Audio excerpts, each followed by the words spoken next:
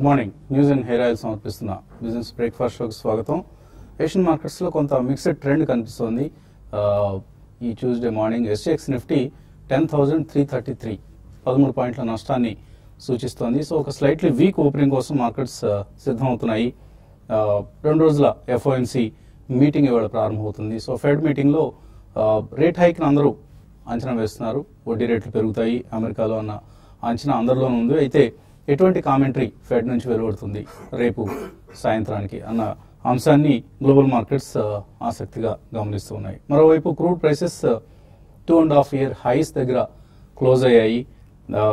November oil output demand పెరుగుతోంది అన్న వార్తలతో 2015 హైస్ లెవెల్ దగ్గరే ప్రస్తుతం ఆల్మోస్ట్ బ్రెంట్ క్రూడ్ ఇప్పుడు మనకు $65 సమీపంలో ట్రేడ్ అవుతోంది. సో డీజిల్ డిమాండ్ గ్రోత్ పెరుగుతోంది. మన ఇండియాలో 4.8% ఇయర్ ఆన్ ఇయర్ డీజిల్ డిమాండ్లో గ్రోత్ కనిపిస్తోంది అన్న వార్తలు. ఇవన్నీ కూడా మన ఎకానమీకి సంబంధించి క్రూడ్ ప్రైసెస్ పెరగడం అనేది స్పష్టంగా నెగిటివ్ న్యూస్. సో ఇది మనకు అనుకూలమైన పరిణామం కాదు ఎంత మాత్రం. సో హై క్రూడ్ ప్రైసెస్, దీనికి తోడుగా బాండ్ ఈల్డ్స్ పెరుగుతున్నాయి. సో 10-year బాండ్ ఈల్డ్ చూస్తే మనకు ప్రస్తుతం 7.175 ఆల్మోస్ట్ 7.2 అనుకోవచ్చు. సో ఒక 3 months బ్యాక్ అంటే సెప్టెంబర్లో కనుక మనం గమనిస్తే 6.5% ఉన్న బాండ్ ఈల్డ్ ఇప్పుడు 7.2% పెరిగింది. అంటే 0.5% పెరగడం అనేది సామాన్యమైన విషయం కాదు. ప్రత్యేకించి ఇన్ఫ్లేషన్ పెరుగుతుంది అన్న కన్సర్న్స్. ఇప్పుడు నవంబర్ నెల CPI నెంబర్స్ ఇవాళ రాబోతున్నాయి.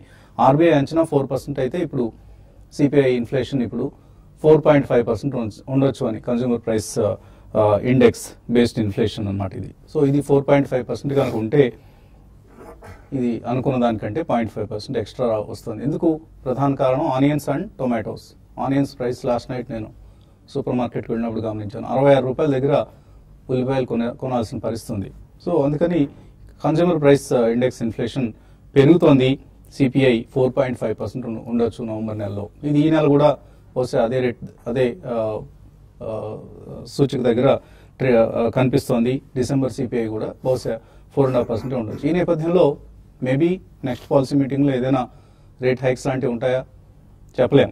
సో ఇవన్నీ కూడా కన్సర్న్స్. అందుకని బాండ్ ఈల్డ్స్ పెరుగుతున్నాయి.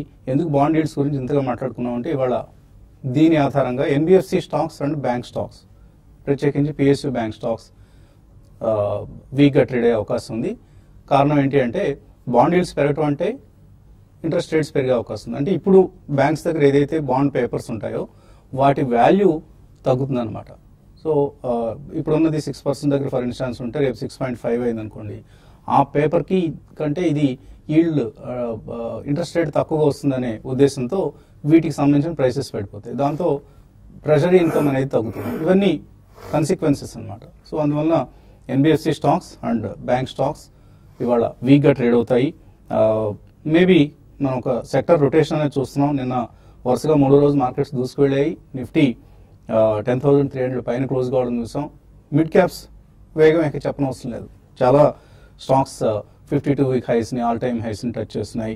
పేపర్ స్టాక్స్, డైరీ స్టాక్స్ నిన్నటి స్టాక్ రొటేషన్, సెక్టర్ రొటేషన్లో ఇవి పార్టిసిపేట్ చేశాయి. పేపర్ స్టాక్స్ చైనాలో వేస్ట్ పేపర్ మ్యానుఫ్యాక్చరింగ్ ఏదైతే ఉందో దాన్ని పల్ప్ తయారీ ఏదైతే ఉందో దాన్ని బ్యాన్ చేశారన్న వార్తలతో మన పేపర్ కంపెనీస్కి అది ఒక మంచి ఆపర్చునిటీ కాబోతుందని వార్తలు పేపర్ స్టాక్స్ పెరగడానికి కారణం. Dairy stocks by 2020 India is going to be the largest dairy products producer, milk producer అనే వార్తలు రావటం, దాంతో డైరీ స్టాక్స్ పెరగడం చూసాం.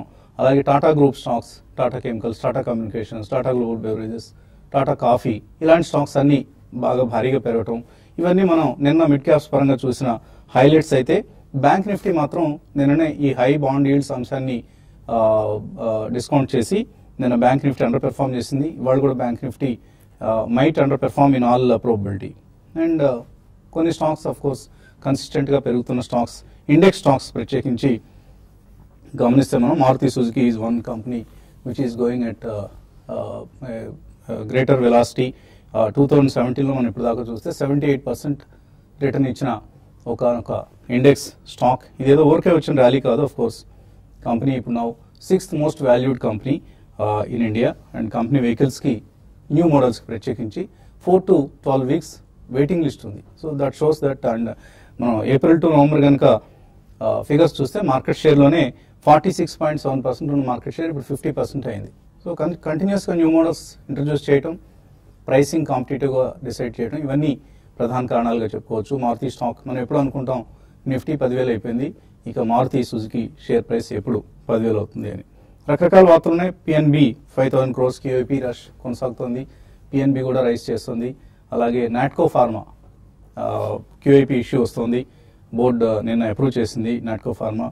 So floor price 937 rupees. కొద్దిగా మార్కెట్ ప్రైస్ కంటే కొంచెం తక్కువైనా కూడా చాలా అగ్రెసివ్ ఎక్స్పాన్షన్ ప్లాన్స్. ఇన్ఫ్యాక్ట్ నిన్న నాట్కో చౌదరి గారిని కలిసాను నేను, ప్రమోటర్ చౌదరి గారిని. సో చాలా అగ్రెసివ్ ఎక్స్పాన్షన్ ప్లాన్స్ కంపెనీ దగ్గర ఉన్నాయి. మరొక బ్లాక్ బస్టర్ డ్రగ్ రాబోతుంది బహుశా 2 yearsలో. లైక్ కోపాక్సిన్ ఇప్పుడు ఎలా అయితే చూస్తున్నామో అటువంటిదే మరొక డ్రగ్ రాబోతుంది. సో ఇవన్నీ నాట్కో ఫార్మాకి సంబంధించి పాజిటివ్. ఎవరైనా ఫార్మాలో ఇన్వెస్ట్ చేయాలనుకుంటే Natco is one of the చాయిసెస్గా పెట్టుకోవచ్చు.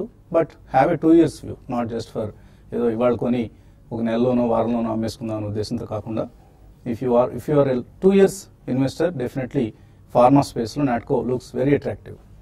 ఎనలిస్ట్ ఏమంటున్నారు అడిగి తెలుసుకుందాం. సో కొద్దిగా బ్రేక్ పడే అవకాశం కనిపిస్తుంది ర్యాలీకి. మేబీ 1 or 2 days ఫినామినా కావచ్చు. బయింగ్ ఆపర్చునిటీ మళ్ళీ రాబోతోంది ఇన్వెస్టర్స్కి. అది క్రూడ్ ప్రైసెస్ వలన, బాండ్ ఈల్డ్స్ పెరగడం వలన కావచ్చు, ఇతరత్ర కారణాలతో. సో ఎటువంటి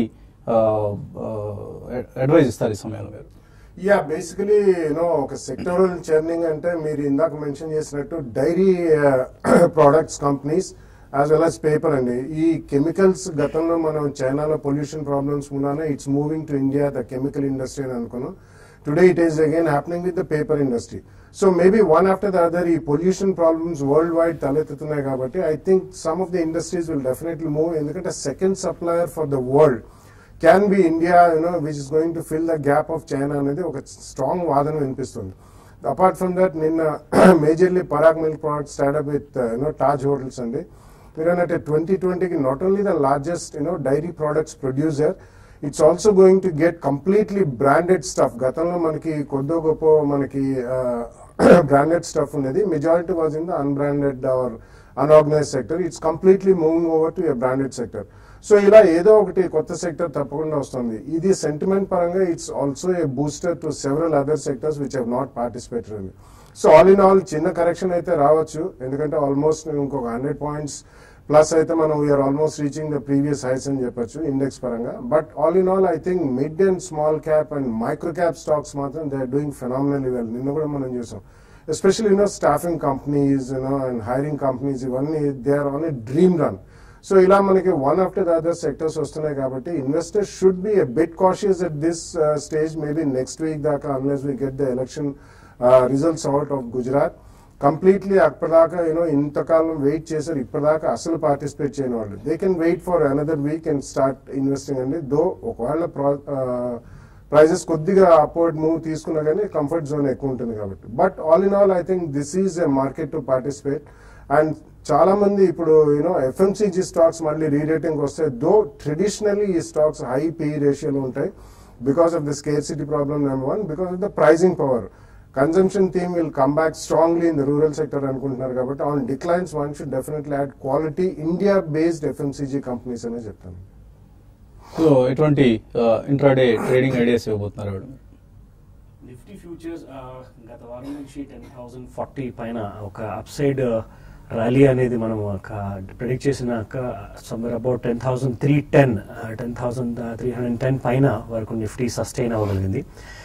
ఇది వారమంతా కోసం యాక్చువల్గా 1 to 2 weeks నిన్న యాక్చువల్గా చూసుకుంటే నిఫ్టీ ఒక కొత్త ఇండికేషన్ ఇచ్చింది. నిఫ్టీ ఫ్యూచర్స్లో 10,300 కింద సెల్లింగ్ ప్రెషర్ ట్రెమెండస్ గా ఉండే అవకాశం ఎక్కువగా ఉంటుంది. అండ్ బిలో 10,200 వరకు టార్గెట్స్ ఉన్నాయి 10,300 కింద. ఒకసారి 10,310 హోల్డ్ చేస్తే అబౌవ్ 10,398 అండ్ దెన్ 10,460 ఈ లెవెల్స్ వరకు మనం చూసుకోవచ్చు. ఈ రోజు ఇంట్రాడేలో ఒకసారి 10,300 లెవెల్స్ దగ్గర once we have to wait and see. ఒకసారి more than 2 hours ఒకవేళ ట్రేడ్ అవ్వగలిగితే one can go long with a stop loss about 10,250. ఆ stop loss one can take a long position for upside targets కోసం. But intraday కొరకు వచ్చేసరికి 10,380 ఒక minor resistance and 10,276 ఒక minor support ఉంటుంది. So watch out for these levels. ఒకసారి ఇంట్రాడేలో positions తీసుకునే ముందు దీని 250 కింద 10,250 కింద స్టాప్ లాస్ పెట్టుకుని one can stay long but stay cautious with stick stop loss. So opening weakness లో ఎటువంటి ట్రేడ్ తీసుకోవచ్చు ఇవాళ? ఓపెనింగ్ అంత పెద్దగా వీక్ ఉండకపోవచ్చు, అయితే కొంచెం ఫ్లాట్ గా ఉండే అవకాశం ఉంది. లాస్ట్ ఫ్యూ డేస్ వచ్చిన ర్యాలీ అనేది ఆగొచ్చు. కొన్ని స్టాక్స్ ఈ రోజు బయింగ్ వెళ్ళమని చెప్తాను. లైక్ రెడ్డి ల్యాబ్స్ ఒకటి లాస్ట్ ఫ్యూ డేస్ గా మనం చూస్తే pharma stocks like Ajanta pharma కానీ తర్వాత క్యారియర్ లాంటివి చాలా స్ట్రాంగ్ గా పెరగడం చూస్తున్నాం. రెడ్డి ల్యాబ్స్ ఒకటి కొంచెం డ్యూ ఉంది కాబట్టి ఎవరీ డిప్లో రెడ్డి ల్యాబ్స్ ని ఇంట్రాడే కోసము తర్వాత ఈవెన్ పొజిషనల్ ట్రేడర్స్ కూడా బై చేయమంటాను. 2200 పైన కానీ సస్టైన్ కాగలిగితే డాక్టర్ రెడ్డిస్ 2250 దాకా వెళ్ళడానికి అవకాశం ఉంది. ఈవెన్ పొజిషనల్ ట్రేడర్స్ 2380 లెవెల్స్ కూడా టెస్ట్ చేయొచ్చు. కాబట్టి ఎవరీ డిప్లో రెడ్డి ల్యాబ్స్ ని అటు short term traders positional traders by చేయమని చెప్తాను. తర్వాత ఓవరాల్ గా మార్కెట్స్ లో ఈ రోజు కొంచెం వీక్ గా ఉండడానికి అవకాశం ఉన్న సెక్టర్ చూసుకుంటే బ్యాంకింగ్ ఉంది. కాబట్టి నిన్న కూడా చూసాం చాలా బ్యాంక్స్ లో షార్ట్స్ బిల్డ్ అయినాయి, బ్యాంక్ ఆఫ్ బరోడా కానీ ఇటువంటివి. ఎస్బీఐ ఒకటి 318 బిలో కంటిన్యూగా ట్రేడ్ అయితే సెల్ చేయమంటాను. 320 దగ్గర స్టాప్ లాస్ పెట్టుకోమంటాను. 314 అండ్ 315 దగ్గర పొజిషన్స్ ని క్లోజ్ చేసుకోమంటాను. తర్వాత పొజిషనల్ ట్రేడర్స్ నెక్స్ట్ 1.5 మంత్ కోసం బిఈఎంఎల్ ఒకటి రీసెంట్ గా కొంచెం సైడ్ వేస్ లో కొంచెం కరెక్షన్ వచ్చింది. ఇక్కడ కరెక్షన్స్ లో ఎవరీ డిప్లో కూడా 1586 పైన సస్టైన్ అంటే 1586 ఒక లెవెల్, తర్వాత 1560 ఒక లెవెల్, రెండు బయింగ్ పాయింట్ పెట్టుకొని బై చేయమంటారు నెక్స్ట్ 1.5 మంత్ కి. తర్వాత షార్ట్ టర్మ్ కి మాత్రం పొజిషనల్ ట్రేడర్స్ లావోపల ఆర్జీ అని ఉంది. ఇది రీసెంట్ గా ఒక 100 రూపీస్ పెరిగింది బట్ ఇంకా పెరగడానికి అవకాశం ఉంది. మిడ్ క్యాప్ యాక్షన్ ఉంటుంది కాబట్టి నెక్స్ట్ వచ్చే కొద్ది రోజుల్లో కూడా లావోపల ఆర్జీని 740 స్టాప్ లాస్ టార్గెట్ గా నెక్స్ట్ ఒక 3 మంత్స్ కోసం బై చేయమని చెప్తాను. Doctor Reddy's labs formulation plant, Bachupally formulation plant కి ఎస్టాబ్లిష్మెంట్ ఇన్స్పెక్షన్ రిపోర్ట్ వచ్చింది. అంటే ఇంతకుముందు 483 అబ్జర్వేషన్స్ ఏవైతే ఉన్నాయో వాటన్నిటినీ కంపెనీ రెక్టిఫై చేసుకుంది అంటూ క్లియరెన్స్ రావటం అనమాట. So it's a positive news for doctor Reddy's labs. So ఇవాళ ఓపెనింగ్ లో మేబీ 2-3% లాభపడే అవకాశాలు కనిపిస్తుంది. నేను కూడా కోర్స్ నిన్ననే ఈ వార్త మార్కెట్లో ఉంది, అందుకనే డాక్టర్ రెడ్డిస్ ల్యాబ్స్ షేర్లో హైటెండ్ యాక్టివిటీ గమనించాం. ఇంకా ఇన్వెస్టర్స్ నుంచి కాల్స్ మెయిల్స్ తీసుకున్న ముందు కాసేపు ప్రకటనలు.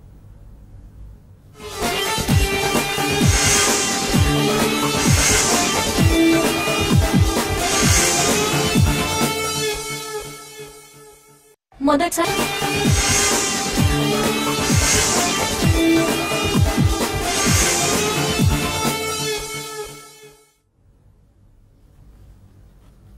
న్యూస్ అండ్ హెయిర్ ఆయిల్ సమర్పిస్తున్న బిజినెస్ బ్రేక్ఫాస్ట్ షోకి తిరిగి స్వాగతం. ఇక కాలర్స్ లైన్ లో ఉన్నారు. ఘంటసాల నుంచి ఫస్ట్ కాలర్ రంగారావు. నమస్తే సార్. నమస్తే, అడగండి. ప్రభాత్ డైరీ 116 ఉన్నాయండి, లాంగ్ టర్మ్ గుంచుకోవచ్చా? ప్రభాత్ డైరీ. సో డైరీ షేర్లు ఇప్పుడు లైమ్ లైట్ లో ఉన్నాయి. నిన్న కానీ చూస్తే దాదాపు అన్ని డైరీ రిలేటెడ్ స్టాక్స్ చాలా రోజుల తర్వాత ఇవన్నీ కూడా మనకి లైమ్ లైట్ లోకి వచ్చాయండి. కాబట్టి ఇప్పుడే పెరుగుతున్నాయి కాబట్టి ఆల్రెడీ మీరు కొని ఉన్నారు కాబట్టి మీరు హోల్డ్ చేయమంటాను. ఇది ఆల్రెడీ చూసుకుంటే 100 రూపీస్ నుంచి దగ్గరగా ఒక 200 దగ్గర అంటే 100% పెరిగిన స్టాక్. ఇంకా ర్యాలీ కొనసాగే అవకాశం ఉందండి కాబట్టి మీరు కంటిన్యూ చేసుకోమని చెప్తాను మీ ఇన్వెస్ట్మెంట్స్ ని. సో మీరు ఎన్ని షేర్లు ఉన్నాయో చెప్పలేదు బట్ మంచి ప్రైస్, చక్కటి ప్రైస్ లో ఎంటర్ అయ్యారు ప్రభాత్ డైరీ. తర్వాత కాలర్ ఖమ్మం నుంచి రాఘవ. ఏమండి గుజరాత్ హెవీ కెమికల్స్ ఏ రేట్లో కొన్నారు? కోరిడా 350 కొన్నాను. Gujarat heavy chemicals 262 కొన్నానండి.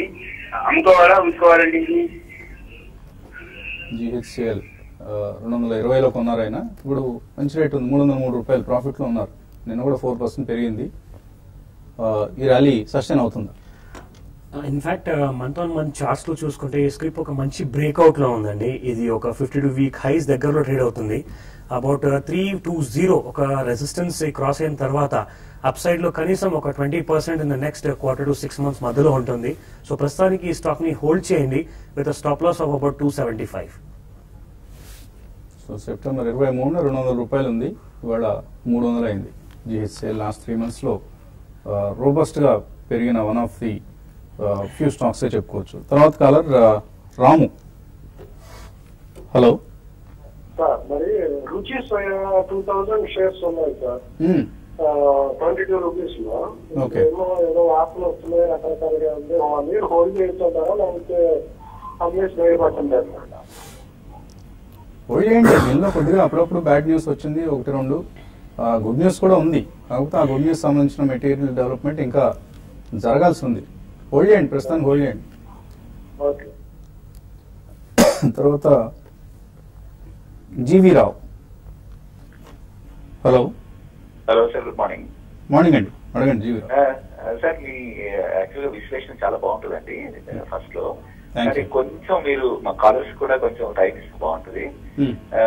Still sir నాకు ఒక చిన్న డౌట్ ఉందండి. సిడిఎస్ఎల్ లో నేను ఇన్వెస్ట్ చేయొచ్చా? ఓకే. అండ్ నా లింకన్ ఫార్మా కూడా నా దగ్గర 148 లో ఒక 1000 షేర్స్ తీసుకున్నాను. సో ఇది అమ్మేసి నేను దానికి వెళ్దాం అనుకుంటున్నాను అండి. దేనికి వెళ్దాం అనుకుంటున్నారు? అదే సిడిఎస్ఎల్ కొందాం అనుకుంటున్నాను అండి. సిడిఎస్ లో ఆల్రెడీ ఉన్నాయా?